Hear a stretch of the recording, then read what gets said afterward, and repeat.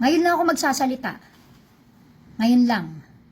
Kasi nakakairita ka, kapal na mukha mo. Ikaw pa'y may ganang umiyak-iyak. Paawa ka, pa-victim. Hindi mo naman sinasabi yung totoong kwento. Kaya ako tuloy na bash, ako yung nagagalit yung mga tao sa akin.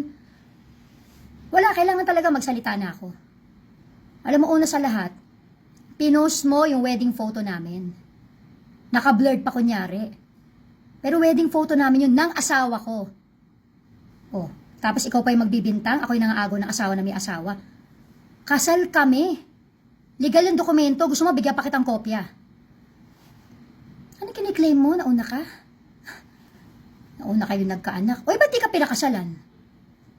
Mag-isip ka. Bakit hindi ka pinakasalan? Ako pinakasalan.